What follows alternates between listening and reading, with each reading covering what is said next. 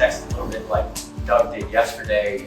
Many of you know me, many of you don't. So, Mark Baker, and I had the great privilege of being the son of a camp director. And so what that means is that, I don't go back quite as far as 1956, but I go back further than my 67 years would make you think, because I was, wandering around Frontier Camp when I was 4 years old. In 1966, the first year that we were here, Kevin Baldessari and I had the run of the place. So Kevin was 9, I was 8, and we would just spend our days, catching frogs, fishing, staying within the boundaries that our mothers had lovingly given for us, which were pretty wild. Just sitting here yesterday, the privilege I had to spend so many summers of my life at this beautiful place. But it's not just, the place that makes it special, it's also the people. And so I had the privilege of, like many of you, of growing up having people that I looked up to that were my counselors, people ahead of me, and a few of them are here today, including Dave Fruge, who was my very first counselor when I was 8, and my very last counselor when I was on Hardy, and Brian Cleveland and Mike Tate, who were also counselors of mine, and Keith Antoinette, shaped me in many ways as waterfront director. And then, I went on and was counselor for many years through my mid-20s. So many, many years at Northern Frontier. Grateful to be back. So that's putting me in context a little bit. I also want to put the topic for today in context a little. So why I decided this topic? And the simple answer is it's something I'm passionate about right now. And I actually preached something very similar at church last week in Portland, Maine, because I'm passionate about this topic. And it's been the focus of the last 2 books I've written. But another answer would be to say, no, go back. Actually, this goes back years. So I have presented on this topic many times as a missionary, and it kind of grew out of my missionary experience, things I was responding to, and yes, in Honduras, but also presented about it in various places in Latin America. In fact, I think this is quite neat and special. The last time I saw JR before yesterday was in Tarma, Peru, and I was in Peru staying in JR's house and presenting on the same topic to a group of pastors there that I'll talk about today. So in one sense, I might have talked about this many years ago if you'd invited me at the same time. But also I think in this moment in our country, this is a significant and appropriate topic. So I introduce it this way to say I'm not talking about this, my passion for this didn't originate out of the current moment, but in a moment of just so much cancel culture, us, them. I think this is a very helpful and appropriate topic. Okay, so there, a bit of background on why, and now we'll start. So let's go back. 6-year-old Mark Baker sitting in the back seat of our car, riding from church on a Sunday. So driving from Ridgewood, New Jersey, towards Wyckoff, where our home was. And I'm sitting in the back seat, and I look out the window, and I see a man mowing his lawn. And I immediately think, well, he's not a Christian. Okay, now on what basis am I saying that? Well, I had, absorbed from my family that Christians aren't supposed to work on Sunday, and he's working. And also, where is he? He's on his front lawn, mowing his lawn, and he obviously wasn't at church like us. So, not a Christian, or at least not a very good one. So, do you feel what I had done there as a little 6-year-old? I'm drawing a line between me and my family, good Christians, and this guy mowing his lawn, not Christians. So there is little Mark the Pharisee, right? 6 years old. Okay, let's skip ahead to 16-year-old Mark Baker, Newburgh Free Academy, the high school in Newburgh, New York, and I was still drawing lines and looking around at other people in high school who were smoking, doing drugs, cheating on their tests, drinking, dancing, at the chicken restaurant I worked at, stealing from the place, and I wasn't doing any of those things, and I felt quite confident that I was a good Christian, and they clearly were not, or at least not very good ones. So at 16, again, drawing lines, look at people's position in relation to that line, and my position, and putting myself on the good side, they're on the wrong side. So it continued. Well, things got complicated for me when I went to college, because I went to a Christian college, and there were people there that had, you might say, different sets of do's and don'ts. And so I encountered some friends who, according to my lines, were on the wrong side of the line, and therefore shouldn't be good Christians. But in interacting with them, I found that they were clearly the better Christians I was. And in the sense of spirituality, relationship with God, they were helping me. And so this confused me, and my lines got messed up a bit. The system wasn't working. And confused, went to my Bible, and I started reading, and reading Paul, and reading about food being offered to idols, and I came to the conclusion I have been way too legalistic, too judgmental. This isn't good. I need to leave this behind. So, and this is just my first year, second year of college. Can't remember for sure which one. But what I do remember is I came home at Christmas break that year, and I confronted my parents and said, you guys are just too legalistic. You need to stop this. Okay, now. My parents are, amazingly, they've been through quite a lot. Many years, I came home with lots of things. So you can ask my father if he even remembers that moment. But the key thing is not so much how they reacted. What was I doing? What had I just done? What? Legalistic, I would use the word, but I drew a line between me and them, and which side was I on? The good side. And my parents hey, get your act together, right? That's not what I said to them, but that was the spirit of it. So at that moment, I thought that I had left my legalism behind, but I was just as judgmental in that moment as I had been at 16 or 6. And then, things actually got worse in ways when I graduated from college and went to Honduras, because I was living I wasn't living in extreme poverty, but I was living next to people living in extreme poverty, and I became very judgmental of Christians who were living in luxury when I had these neighbors in extreme poverty, and why aren't you giving more to help the poor? And a whole list of other things in my 20s that I was growing as a Christian, but I kept using them as lines and looking at others in judgmental ways. And so I thought I've left this behind, but I was just as judgmental, more judgmental probably at 26 as I had been at 16 or 6, and drawing lines.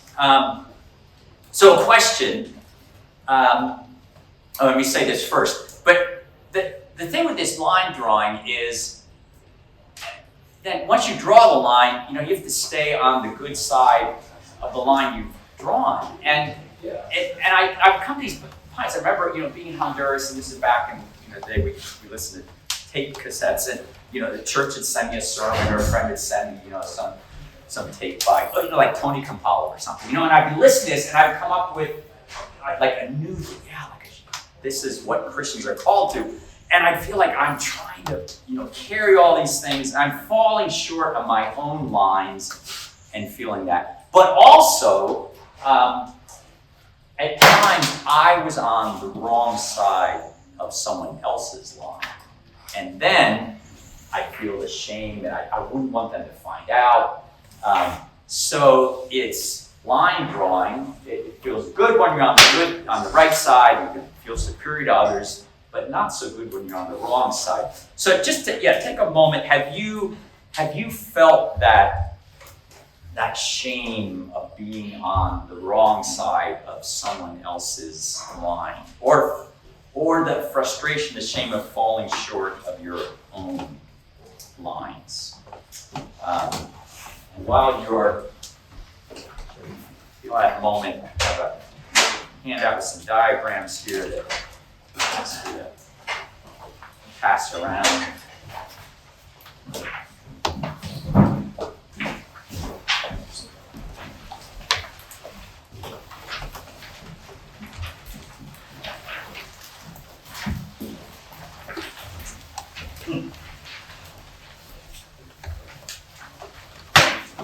So we're gonna look at my story now through the lens of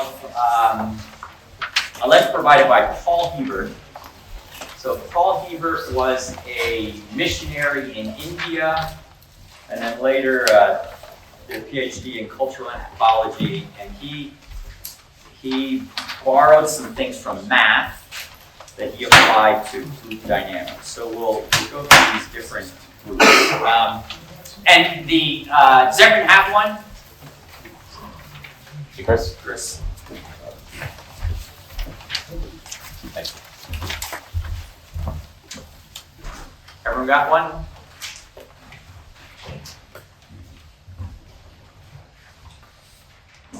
Okay. All right, now, this is a tough teaching moment. So, everyone look up. We'll get to the stuff on the sheet today. You gave us the paper. I know. Decades of experience. But okay, but you're going to need it in a second. So what Paul Hebert's basic question is how a group determines who belongs.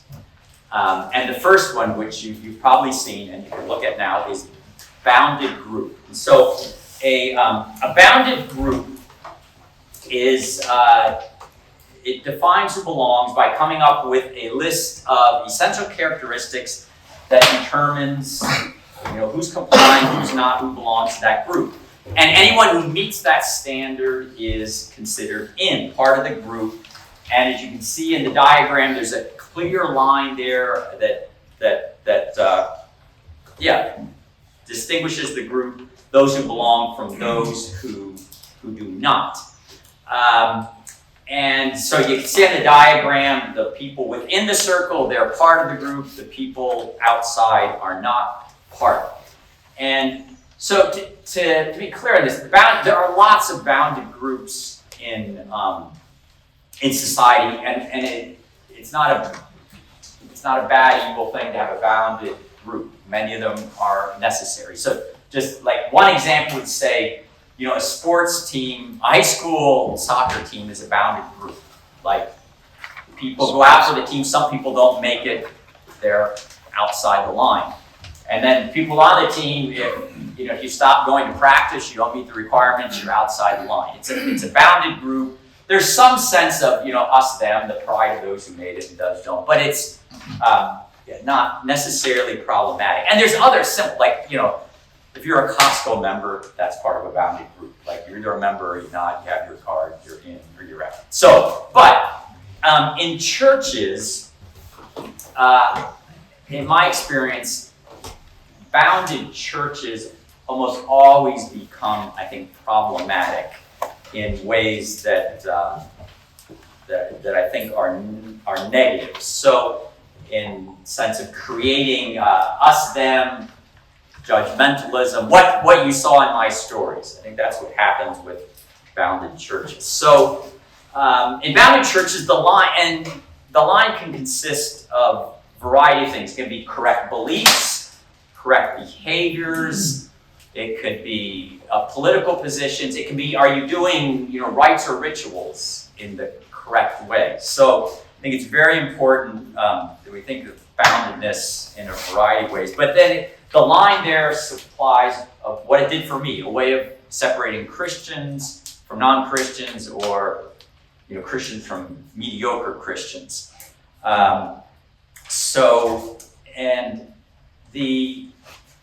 want to make this point very clear that bounded churches is not limited to legalism.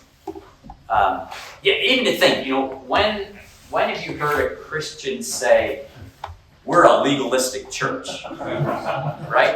Like that's not something you usually apply to yourself. And so everyone right now is probably thinking, like that story that Mark told when he was 16, like, well, I'm glad we're not legalistic like that. And hopefully you're not.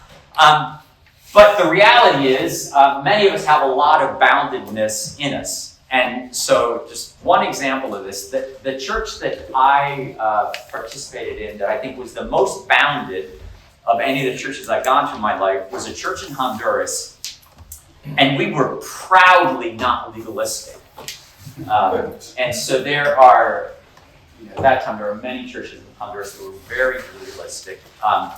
And this church, like we would go to see movies, and we were like, oh, those other Christians that think you can't go see movies, and they're all women wearing pants, or so like we're just this is silly stuff. We've left that behind, and we felt very superior to these other Christians that were all wrapped up in this legalism. And in the same way, we were very much about helping the poor, advocating for human rights, and would look down on other Christians that weren't. But we were a very bounded church, and we felt the pressure. If you don't measure up to these things, we were very judgmental, looking down on others. So boundedness is not limited to legalism, and it's not limited to just conservative churches. Liberal left churches can be just as bounded as conservative. So it's using a line to define who belongs and to lift yourself up, put others down. Bounded churches are characterized by gracelessness, judgmentalism, conditional acceptance, which is of people, but then unfortunately gets translated onto God. So it can communicate that God is a God of conditional acceptance. Also shame, fear, lack of transparency, self-righteousness, and I would argue superficial ethical change, even though they have a spirit of being very strict. Okay, so what do we do about a bounded church?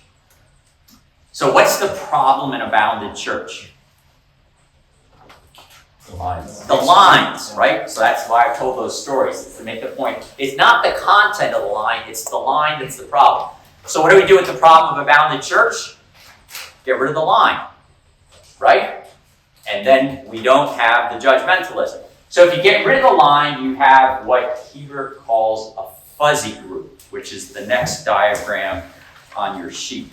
And a fuzzy group doesn't need a lot of explanation. Just looking at the diagrams, you see, well, what makes a fuzzy group a fuzzy group? You don't have a line that's distinguishing, clarifying what the group is, and so things are fuzzy. You can't determine as neatly who belongs to the group or who doesn't. And then, so there's in a fuzzy group, in a fuzzy church, there's not a clear sense of expectation, beliefs, because things are fuzzy. And then therefore, the identity of the group also becomes diffuse over time. So, is the fuzzy church the solution?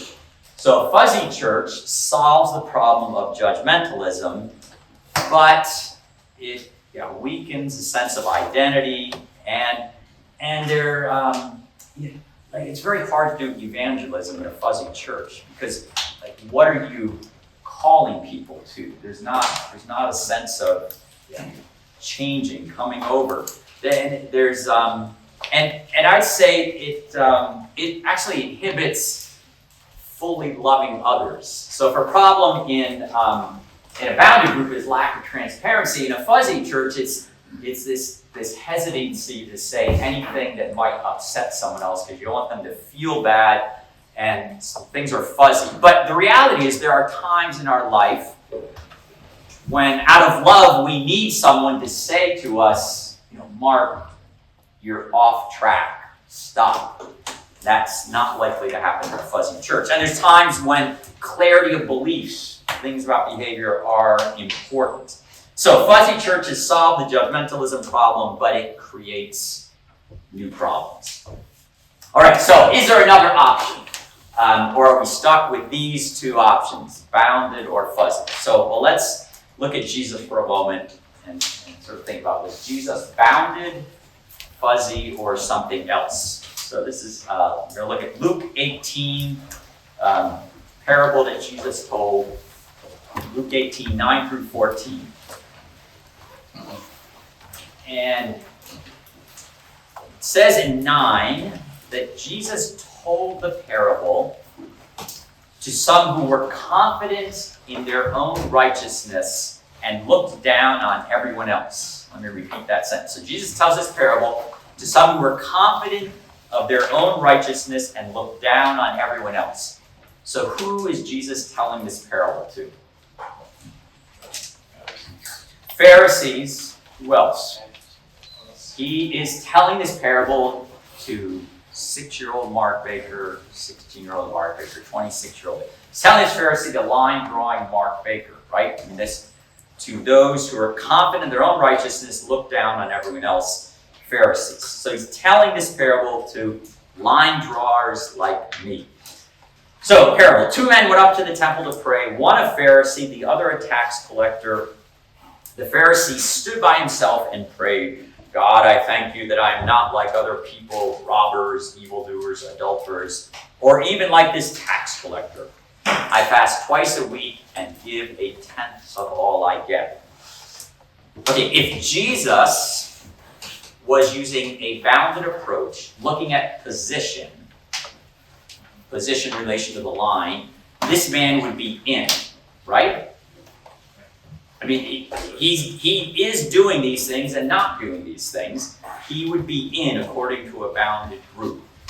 And how about the tax collector?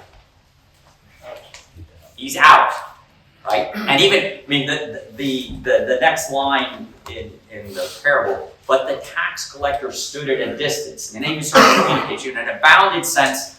He's not only out, he's far away from the line. So if we're looking bounded approach, Pharisee in, tax collector out.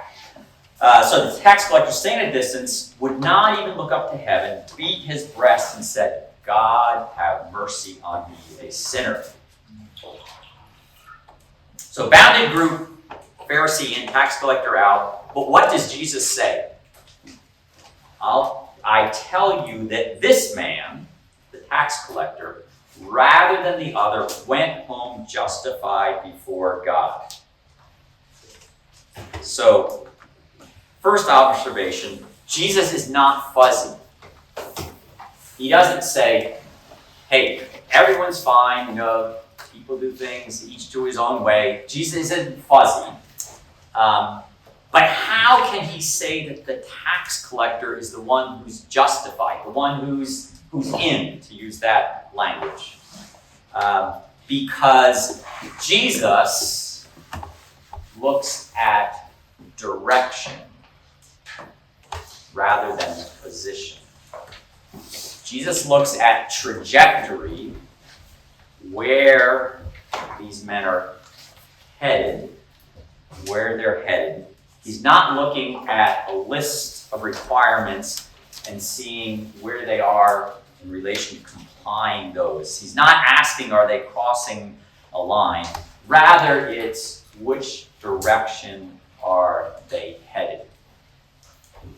So, the tax collector's distant, but what is he doing? In his prayer, he's acknowledging, Lord, have mercy on me. He's headed towards God. So, we don't have to choose between bounded and fuzzy. We can join Jesus in a third option described by Hebert as a centered group. And so a really important thing about this is that you think of the first two, they're on a continuum. What's bounded and fuzzy it's the same concept. It's about position in relation to a line. It's just one has a clear line, the other has a fuzzy line. The third thing is a totally different paradigm. It's not looking at position, rather it's looking at direction, trajectory. And so if you look on your chart there, you can see it has a directional and relational basis for evaluation. So centered group defines a center, and then they evaluate who belongs by looking at people's orientation toward that center. And so on the chart you can see the little arrows are communicating, are the people heading toward the center or heading away from it. And the group then is made up of all people moving toward the center. The common direction brings unity. The people won't all look the same, like in a bounded group, but their direction brings them unity. So that's centered group. So now thinking of centered church, God is the center, and rather than drawing lines, people in a centered church ask, has the person changed direction? Has the person changed direction? Have they repented? Have they turned toward Jesus? Is there loyalty and devotion to Jesus? So Hebert, this is a quote from him. He says, in a centered church, there's a clear distinction between being a Christian and not being a Christian. So you can still tell, who belongs. There's a basis for doing this, but it's at orientation. Okay, back to the quote. But there is less need to play boundary games and to institutionally exclude those who are not truly Christian. Rather, the focus is on the center and pointing people to that center. So I want to, we can talk a lot more about this, but just really very clearly, what he says here, there's less need to play boundary games and institutionally exclude. So in a bounded group, if you think back to 16-year-old Mark Baker, where was my security? What was telling me that I was a good Christian? It was the line. So I'm deriving my security from the line, and therefore paying attention to the line, guarding the line, maintaining the line is very important in a bounded church. But if I'm in a centered church, what is telling me whether I belong or not? Orientation to Christ. Orientation to Christ. So in a bounded group, like a magnet, my attention is pulled toward the line. In a centered church, like a magnet, my security is where? Jesus in the center, and it's pulled to that. The paradigms have this power. Now, in a bounded group, therefore, it's important to exclude people who aren't complying because I need to keep the group pure and on the boundary. But in the center group, my security is in the center. And so if someone is tripping up, looks a little messy, it's not as threatening to me because my security is in the center. And if that person is heading towards the center, there's space. There's space to struggle, to fail, because we recognize we're all in process moving closer to the center. Okay, let me offer a few clarifications, and then I'll tell a story, and then end with an example. So a few clarifications about this that, just from, again, having talked about this a lot of times, I run into, things that need explanation. So first of all, the term bounded does not refer to all uses of the term boundary. So boundaries are important things in life. And we talk about, in relationships, you need boundaries. At work, you need a boundary to keep, work at work and have time and space at home. So the Bible, we could say, has lots of boundaries between appropriate and inappropriate behavior. So to say we're critical of bounded churches doesn't mean we're critical of all boundaries. Rather, it's when boundaries are used as a way of defining some as superior to others, as a way of treated with judgmentalism, in this line drawing sense that I try to illustrate through my story. In fact, in Luke 18, we can say, Jesus is confronting the law used as an indicator of status. But Jesus doesn't trash the law. So in the same way, it's not trashing boundaries per se, it's trashing when they're used in this status kind of way that the Pharisee is in Luke 18. Okay, so that's the first clarification. The second is, the centered approach is not Christianity light. Or to quote a sociologist friend of mine, it's not whateverism. So why is it not Christianity light? Why is it not whateverism? Because, again, Jesus is the center, and to have Jesus the center has implications of discipleship for our life. So although a bounded church has a character of strictness, and may seem like it takes behavior and ethics more seriously, I maintain that profound transformation actually is more likely in a centered church. And I'm just going to give you one quick example of this. And this is from a student shared this example when we were talking about this. This was in an online version of the course I taught. So this guy was from Toronto, a church planter there. And he told this story of preaching this sermon. So this is Jim Toon, Discovery Church in Toronto. He says in the middle of his sermon, imagine he's standing up there preaching, and in the middle of his sermon, he pulls a pack of cigarettes out of his shirt pocket. Okay, so he's holding these pack of cigarettes, and now here I'm quoting him. He says, "This is a marker.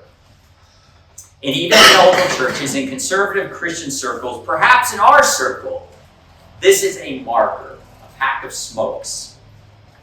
And then he says, "You see, I could be an arrogant man. I could be an angry man. I could be a greedy man. I could still probably be your preacher. But let me finish my sermon, step out in the parking lot, and light up one of these. Ask yourself, how much longer would I be your preacher? At the very least, there's going to be a meeting."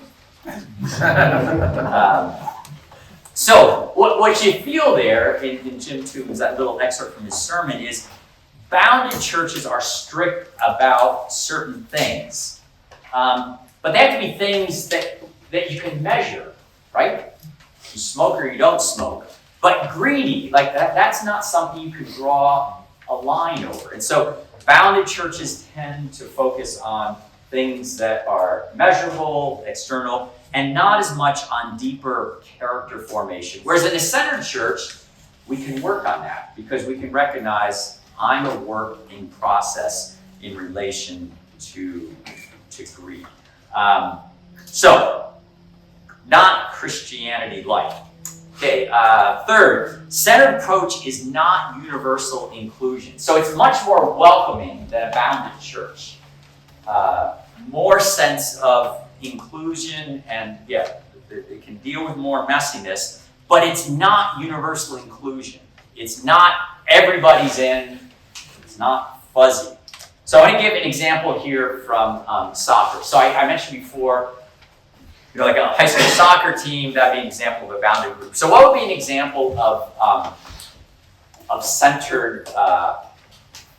centered soccer? And actually, here at camp, at least in my era, we practiced a lot of what I would say would be centered soccer. So, but usually when I give this, I'll stick with my common example rather than the drill field. Let's say, okay, so centered soccer would be, if you want to play soccer, we'll stay here, okay. If you want to play soccer, 3 o'clock this afternoon, show up at the drill field, and we'll play soccer. Okay, so if you show up at 3 o'clock, what does that say about you and your relationship with soccer? You want to play. So which direction is your arrow headed? Towards soccer. If you don't go to the drill field at 3 o'clock, which direction is your arrow headed? Away from soccer. You're not part of the group. Okay, so we're playing centered soccer. This is different. They didn't ask, how good are you?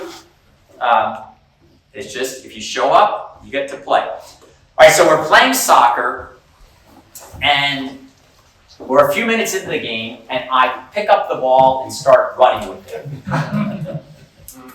What are you going to say? This isn't rugby. This isn't rugby, right? Mark, you can't use your hands.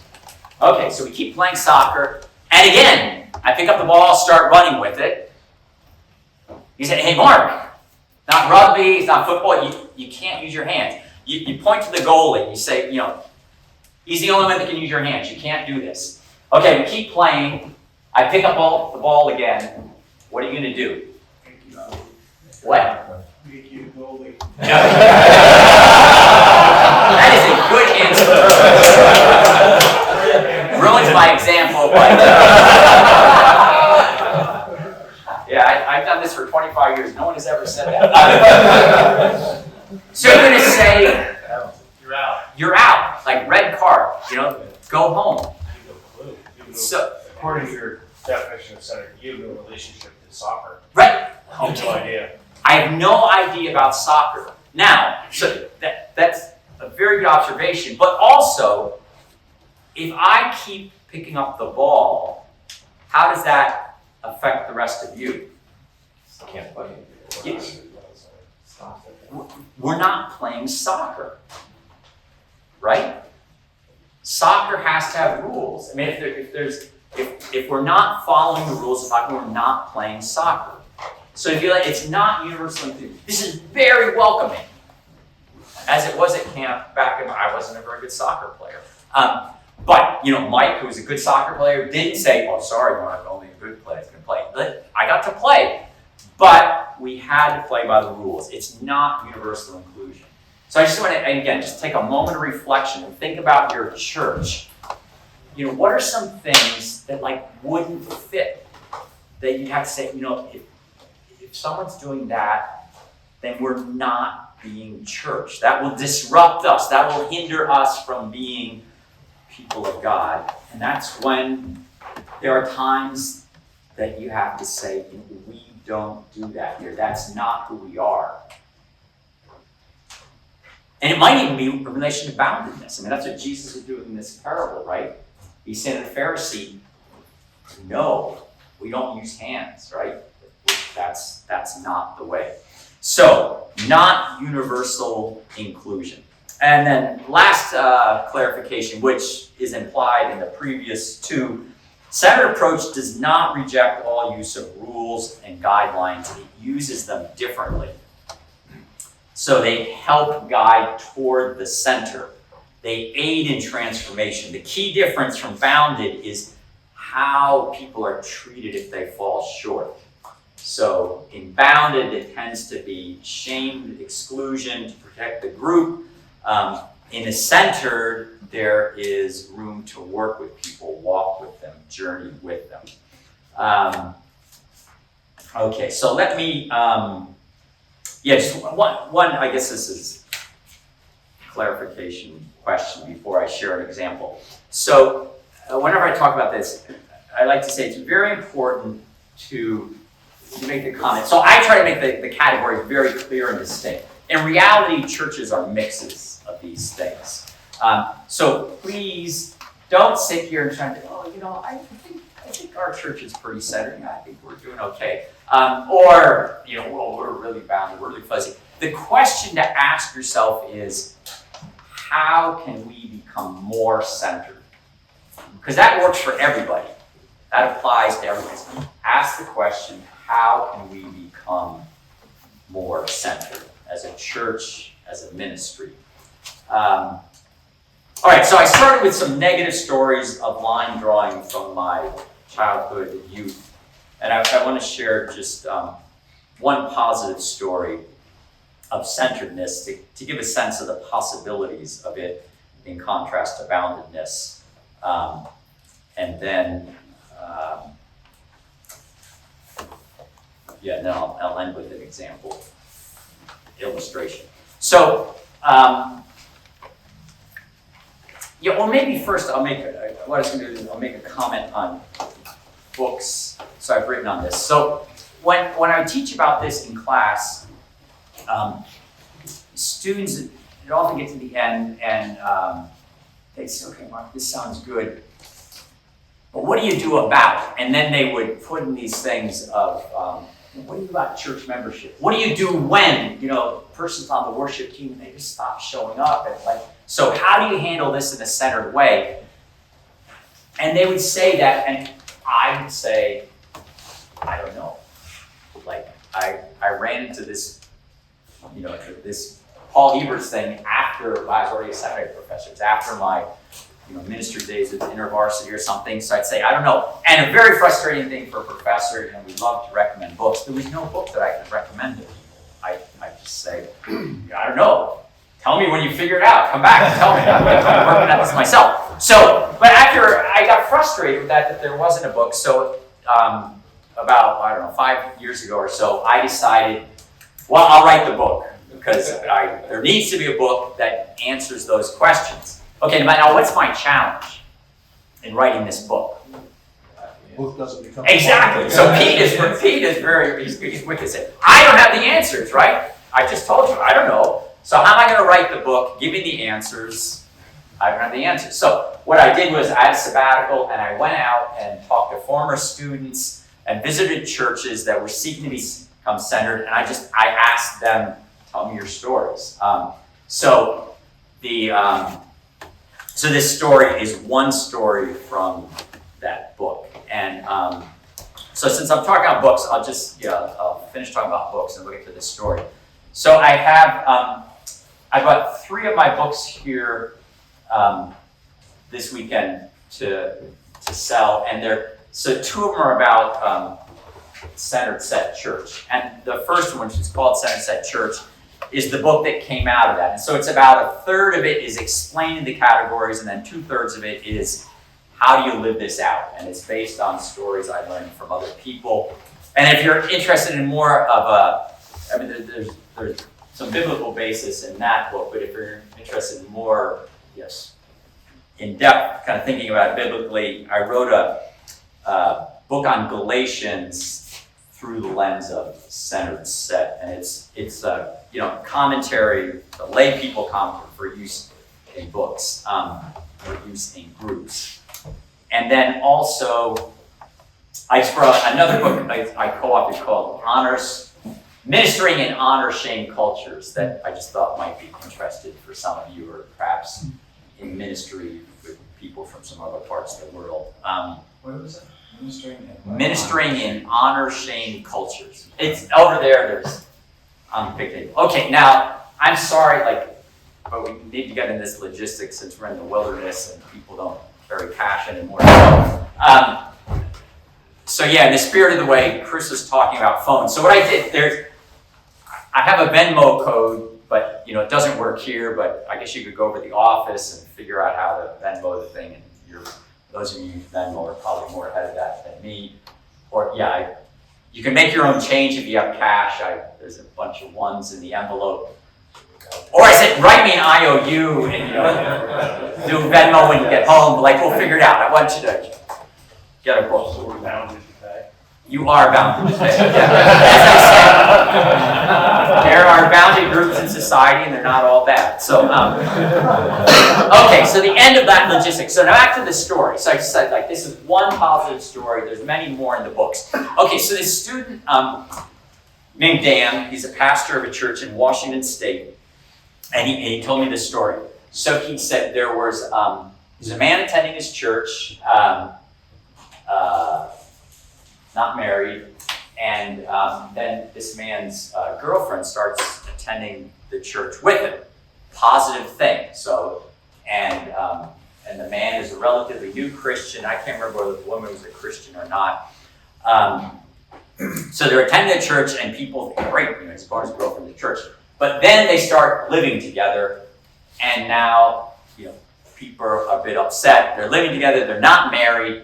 And Dan told me I could feel within me, these bounded church voices saying, come on, you need to make clear, put things straight, this is wrong. Okay, now just to pause there for a moment, the bounded group voice within him is focused on what? Rule. Exactly, Sean. It's focused on the rule. You could feel that. Make it clear, make it straight. It's focused on the rule. Okay, so, but Dan resists. He's trying to be centered. So he gets a group of elders from the church, and they talk about the situation, and he says, okay, how can we respond? How can we handle, what are we going to do about this in a centered way? And they're not sure what to do. And again, they're not fuzzy. They're not saying, oh, it's okay. We're in the 21st century. Like, lots of people do this. They think this is inappropriate. What are they going to do? So one of the men says, I think we're too focused on this of them not being, legally married. There's probably lots of stuff going on in their life that's out of line. Why don't we, choose a couple from the church, start meeting with them and walk with them, and trust the Spirit to work in this situation. And notice his language, walk with them, right? That's centered language. They're walk with, journey. Well, so what's the group say? Imagine yourself in that meeting, what would you say? They said, great idea, how about you and your wife do it?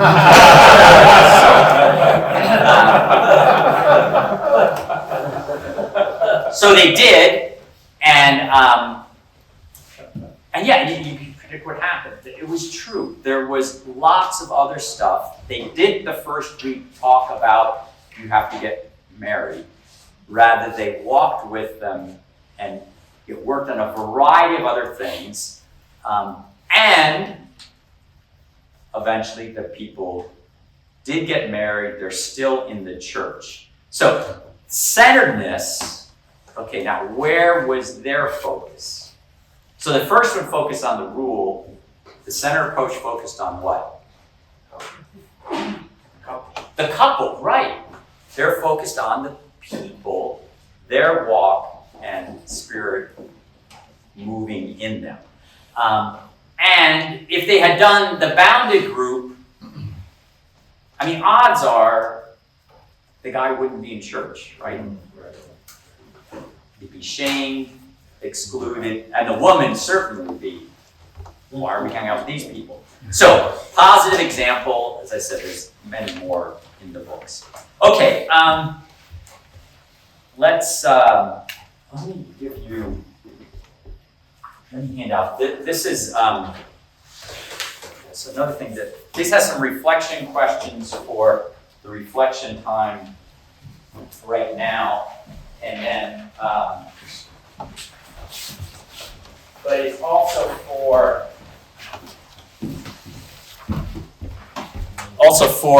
this afternoon, so please bring your sheet this afternoon.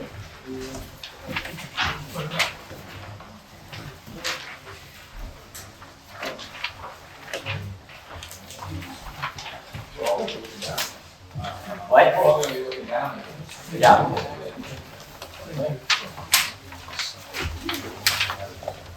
Wouldn't be the worst. Sorry.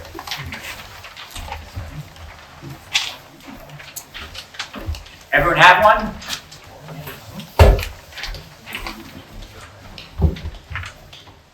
Okay, so look up again, please. So I did this because I just want to end with the example and then let you go with the example and to your reflection. And so I say that, yeah, this session is focused on description and how to do this. I recognize that many of us in this room have wounds from bounded churches, and